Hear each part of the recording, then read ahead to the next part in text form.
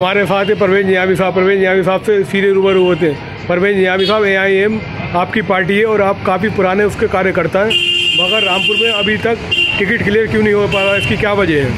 देखिए, ये तो अभी और भी पार्टियों को देख लें, अभी वो देरी हो रही है। अभी तो राजनीति में करीब जितना इलेक्शन आता है वैसे ही घटना साहब और पार्टियों का आपने जिक्र करा, और पार्टियों के नाम अभी कुछ सुर्खियों में हैं, आपकी पार्टी का तो कोई नाम ही नहीं है। सारी चीज़ें हाईकमान तय करता है। अभी हमारी तीसरा मोर्चा बनाने की बात चल रही है, उसके बाद हमारे हाईकमान में हमारे सदर साहब और जितने भी पार्टी के डिसीजन कमेटी के जो मेंबरान हैं वो तय करेंगे इस चीज़ को। लेकिन हम इंशाल्लाह पूरी कोशिश कर रहे हैं इस बार रामपुर से हमारा नुमाइंदा खड़ा हो सके, क्योंकि ये मैं पहले भी अपील कर चुका हूँ। अपने वेस्ट यूपी के हमारे डॉक्टर मेहताब चौहान साहब से भी मैंने मुअद्दबाना दरख्वास्त की है, हमारे सूबे के सदर जनाब शौकत साहब से भी मैं मुअद्दबाना दरख्वास्त कर रहा हूँ, और लेटर के ज़रिए मैंने असद ओवैसी साहब से भी मैं एक बार रिक्वेस्ट कर चुका हूँ कि इस बार बड़ा अच्छा मौका है, यहाँ की आवाम चाहती है यहाँ से कोई कैंडिडेट। आपका मानना है हमारा संगठन भी है, कार्यकर्ता भी है, उसके बाद भी फिर आपको इंशाल्लाह मुझे उम्मीद है कि इस बार हमें मायूस नहीं किया जाएगा। हमारी पार्टी बहुत ईमानदार लोगों की पार्टी है,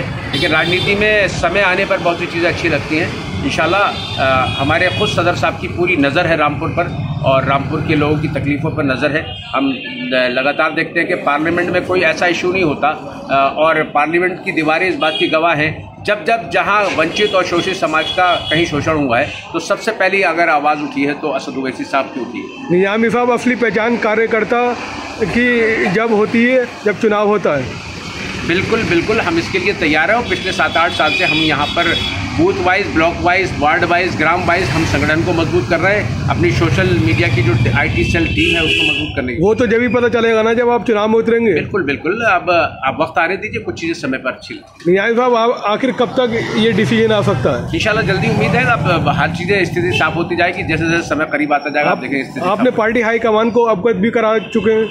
हम इससे लगातार मैं यहाँ की सिचुएशन से वाकिफ़ करा रहा हूँ। यहाँ हमारे जो ज़िला सदर हैं हमारे फरीद रहमानी साहब बहुत मेहनत कर रहे हैं माशाल्लाह, वो अच्छी मेहनत कर रहे हैं। हमारे संगठन के सभी यहाँ पे, चाहे मुख्य सचिव हमारे हो अंसार साहब बहुत मेहनत कर रहे हैं यहाँ पे, और सचिव जितने मेहनत कर रहे हैं। बहुत मुखलिस साथी हैं, रफ़ीक साहब बहुत मुखलिस साथी हैं, रईस साहब बहुत मुखलिस साथी हैं, सलमान साहब बहुत मुखलिस साथी हैं, आशिक रज़ा साहब बहुत मुखलिस साथी हैं, और यहाँ हमारा पवन अम्बेडकर साहब भी इंशाल्लाह मैं उनको भी अवगत कराता रहता हूँ। वो अम्बेडकर साहब भी यहाँ आएंगे, और यहाँ जो शोषित समाज है उनमें उनके प्रोग्राम रहेंगे।